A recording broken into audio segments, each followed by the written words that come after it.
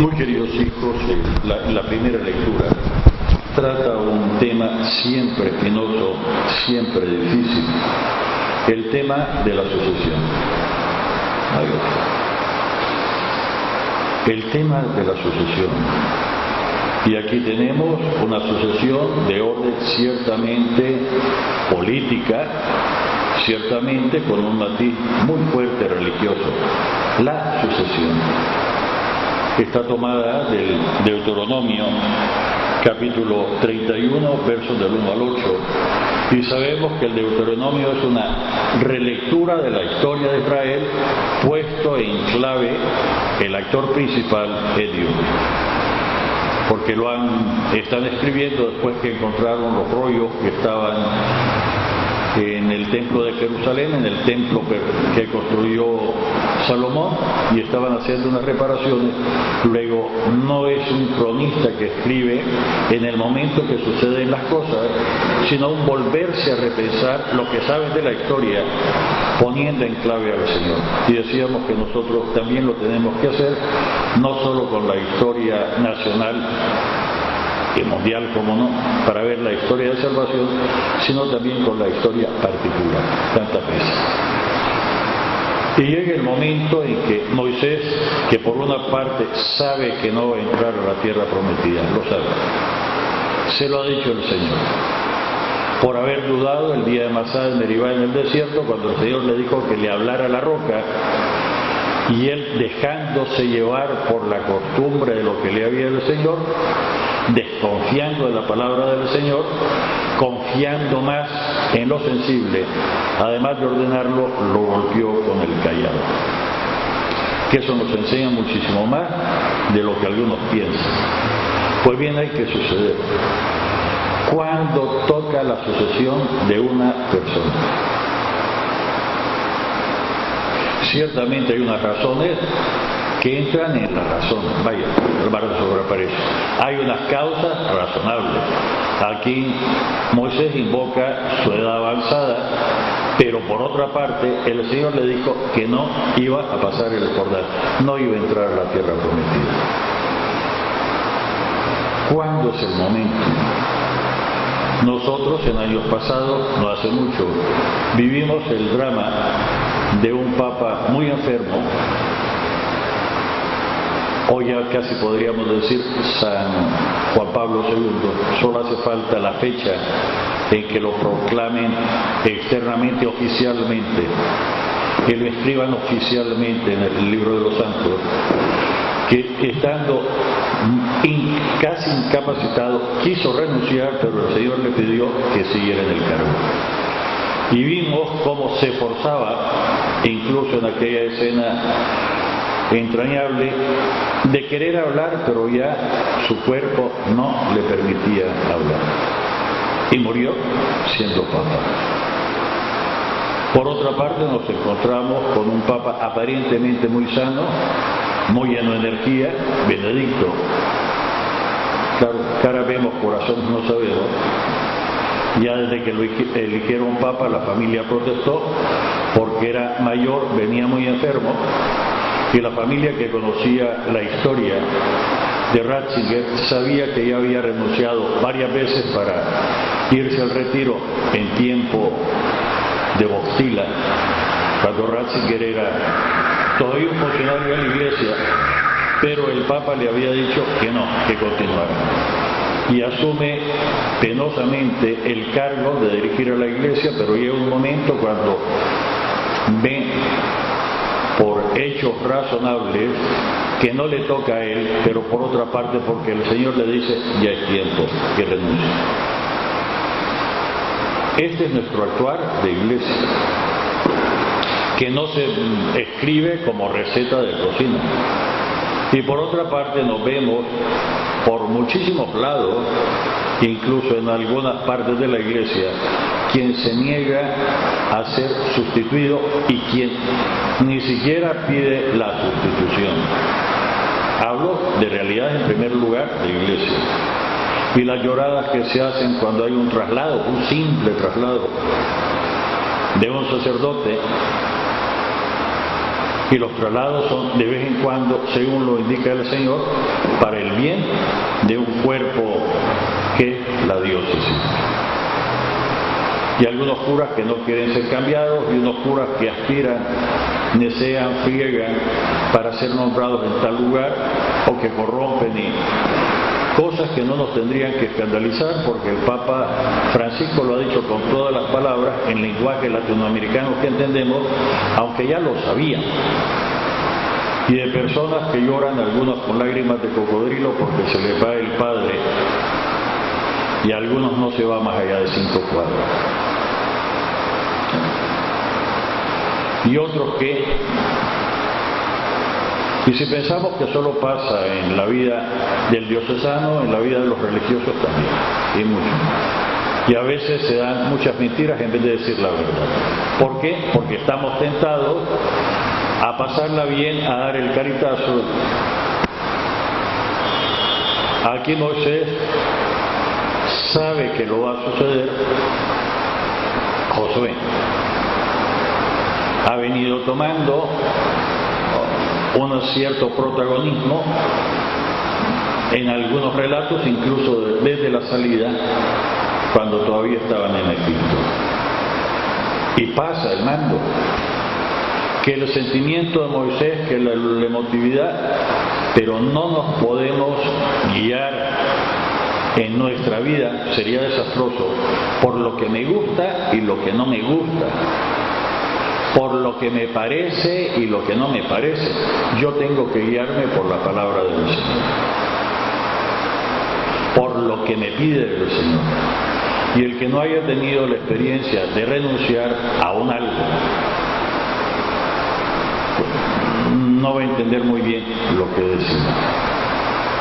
Pero uno tiene que no solo medir su fuerza, sino también ver cuál es como dicen los neocatecúmenos, aprovecho esa expresión, la historia que Dios va haciendo con mi propia vida.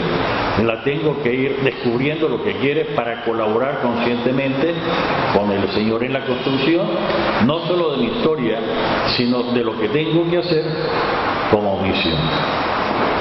¿Y qué decir de aquellos que se afanan a como sea? Algunas veces, por desgracia, también en el campo de la iglesia, normalmente se ve en el campo de lo civil, de los laicos, a como sea llegar al poder de la mesa directiva de una sociedad anónima, llegar al poder de la nación y mantenerse en el poder a como sea. ¿Qué decir de eso? Claro, quien ha leído un poquito inmediatamente le recuerda aquel libro de Maquiavelo, El Príncipe, de los principados, cómo se adquieren, cómo se mantienen, cómo se pierden. Pero tendría que haber leído con Maquiavelo algo más del momento de pasar la dirección a otra persona. Nos cuesta también cuando por el reloj cronológico, permítanme el albarado sobre aparejo, nos lleva en nuestra propia existencia de irle pasando ya responsabilidades a otras personas o comenzar a pedir ayuda de lo que ya no podemos hacer con liquidez, incluso en el gobierno de mi propia persona. Normalmente por ancianidad, puede ser por una enfermedad. Aquí tenemos un ejemplo. Hecho sin maquinaciones, sin negociado por abajo, de frente al pueblo, pero reafirmando, como lo está haciendo, por qué no decirlo aunque no aparezca, el Papa Emérito Benedicto XVI con respecto del Papa Francisco. El Papa Francisco no ha tenido inconveniente en decir que la encíclica que publicó ya estaba preparada por Benedicto, solo la revisó, le dio unos toques y no tuvo ningún inconveniente en decir que el mensaje que le dirigió o que le iba a dirigir a los jóvenes en Río, la Jornada Mundial de la Salud, ya estaba escrito por Benedicto. Y ha dicho el Papa Francisco que tiene la dicha de poder consultar con el Papa Benedicto aquellos que todos pensábamos que era razonable, normal, sin entrar en pugna de que yo soy el Papa saliente y vos sos el Papa entrante y que estás haciendo cosas de que yo no había pensado y que yo no había la discreción de retirarse incluso dentro del Vaticano para no ser objeto de tantos y tantos que a lo mejor por cepillismo o por lo que sea los que llegan a calentar el coco. Ejemplos que no solo son para contemplar de lejos, sino para aplicar a nuestra propia existencia. Vemos aquí lo mismo que hizo Deuteronomio, tomar una historia de hace unos cientos de años, actualizarla para enseñarla al pueblo. Nosotros tenemos este relato de hace unos miles de años que nos sigue enseñando, nos sigue cuestionando y nos sigue diciendo en nuestro interior que todavía no estamos formados y no nos hemos preparado para el momento en que le tengamos que dejar el mando de alguna cosa a mi sucesor, e incluso de prepararlo. Padre, pero eso, si somos caminantes por el mundo, somos transeúntes, somos peregrinos, hay que ir poco a poco, ir delegando, entregando, que no es claudicar a la responsabilidad de ejercer el poder, el que sea. El poder de padre o madre de familia, el poder de jefe, de dueño, el poder delegado por unas elecciones, independientemente que hayan sido fraudulentas. Siempre el poder es una delegación del Señor y por lo tanto se tiene que dar a Dios una especialísima cuenta de cómo se ejerce. Mi responsabilidad para con los demás. Primera lectura. En esta misma línea, bien incómoda, está la pregunta que en el Evangelio de hoy le hacen los apóstoles a Jesús. Del Evangelio de San Mateo, capítulo 18, versos del 1 al 5, el verso 10 y del 12 al 14. Se le acercan los discípulos a Jesús y le preguntan quién es el más grande en el reino de los cielos. La pregunta es quién tiene más poder aquí entre nosotros. Porque si fuera, como algunas veces dicen algunos, en otra vida, ¿quién va a tener más poder que el propio Dios? Suyo es el poder, el honor y la gloria por los siglos y los siglos, punto. Todo lo demás es participación de ese poder, de esa gloria, de esa soberanía. ¿Quién es el más importante? Y tantas veces la respuesta no puede ser directa y no puede ser teórica. Jesús utiliza un artificio que tantas veces hay que hacer, se toma dominio. Dentro de la cultura hebrea los niños son rechazados. Voy a decir una expresión muy granadina de nuestra Granada que podría ilustrar. En Granada se dice todavía no escupe en rueda. La expresión muy grosera pero cierto. Todavía no tiene derecho ni siquiera a hablar y a participar. No es nadie. Todavía no ha crecido, no tiene. Pues Jesús se escoge lo que humanamente, ¿qué va a ser importante si solo requiere cuidado y que uno se preocupe de ello? A un niño, y dice que el que no se haga como niño no entra al reino de los cielos. No entra. Y ojo que este reino de los cielos no es cuando uno muera. Es este reino de los cielos inaugurado por Jesucristo aquí en la tierra. A eso se refiere Jesús. Y ahí, si bien es cierto que ontológicamente entramos al reino de los cielos en el sacramento del bautismo, pero una cosa es estar sin conciencia, sin saberlo, por desgracia para algunos que se dicen supercristianos, y otra cosa es estar como ciudadano activo, consciente de lo que hace. Digo, el entrar a el reino de los cielos es aquí, en la tierra.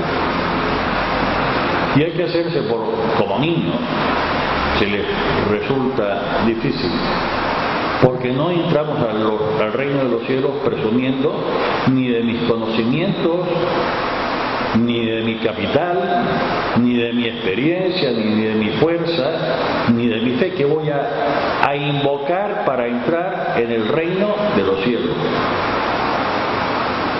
¿Cuál es la preparación para obtener la ciudadanía? Ciudadano del cielo. Hay una serie de ejemplos en la Sagrada Escritura donde lo vemos con claridad, pero tantas veces no nos detenemos a pensar. Quisiera poner uno, que es ejemplar. ¿Cómo hace Saulo de Tarso para entrar en el reino de los cielos? De alguna forma se hace como niño. Él, poderoso, con todos los permisos para llevarse a los seguidores del camino, por donde quiera que estén, incluso fuera del territorio de Israel. El doctor de la ley, especialista en Sagrada Escritura, judío entre los judíos, fariseo entre los fariseos, educado a los pies de Gamaliel, intachable en su práctica. Él tiene que ser llevado como niño de la mano. A las puertas de Damasco, el Señor no solo lo baja de su cabalgadura, de lo que hace diferente, sobresalir sobre los demás, de su fortaleza, sino que incluso de su visión. Lo deja ciego. Y en este diálogo precioso que tendríamos que rumiar más: Saulo, Saulo, ¿por qué me persigues?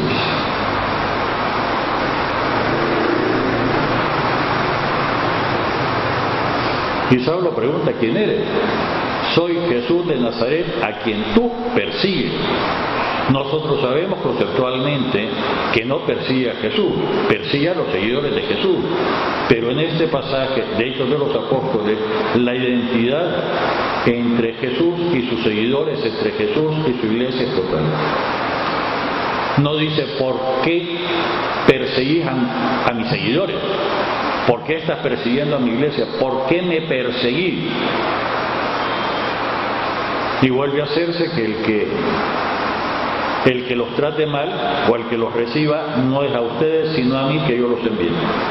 La identidad entre el que envía y el que es enviado. Y la ofensa nosotros lo sabemos.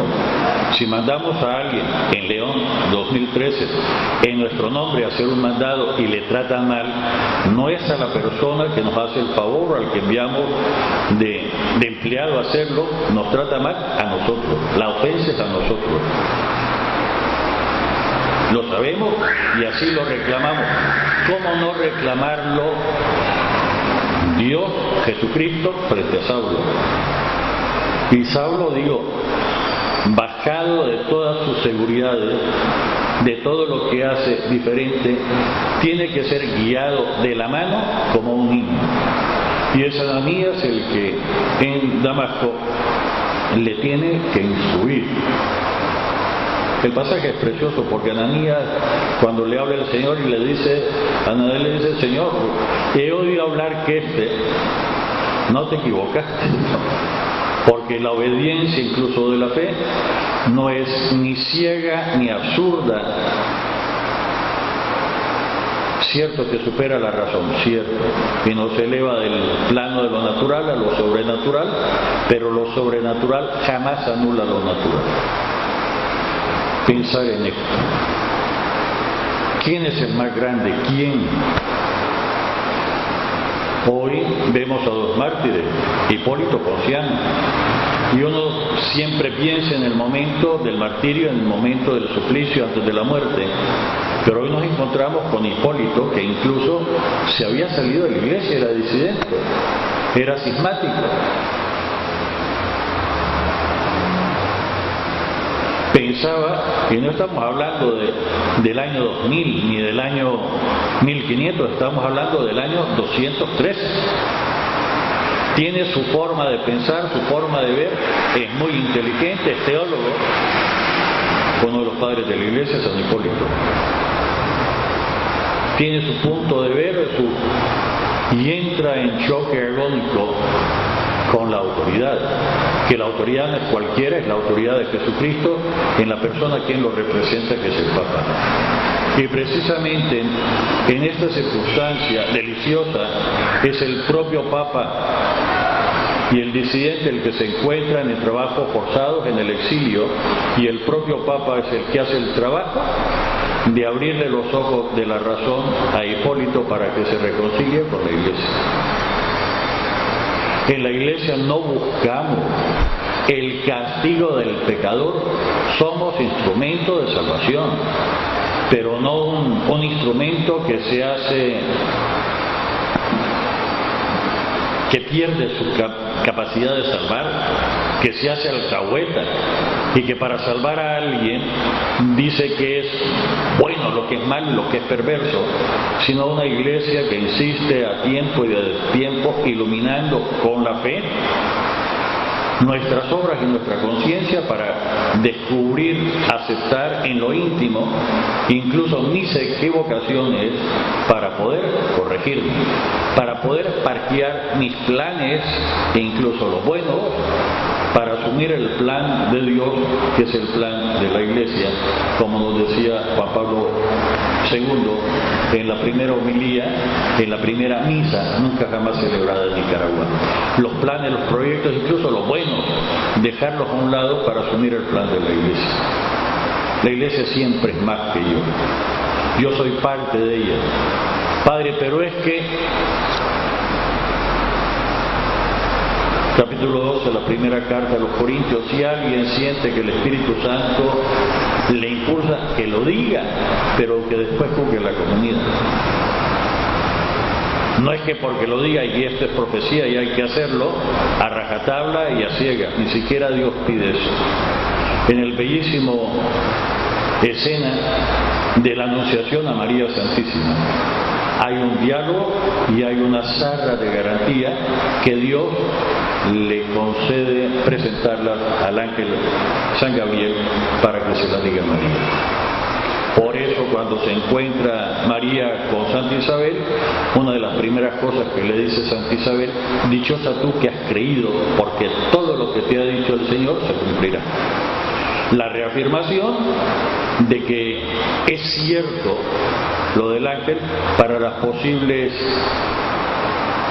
no digo dudas, sino zonas oscuras que nos quedan cuando asumimos un caminar en obediencia y en fe detrás del Señor. Siempre hay una zona oscura que necesita ir siendo apuntalada, iluminada, para reafirmarnos el discernimiento que realmente no nos hemos equivocado, porque estamos equivocados y hay que cambiar. Padre, pero es que en su infinito amor el Señor nos dejó a nivel de diócesis el discernimiento oficial en las manos del señor obispo y a nivel mundial en las manos del Papa.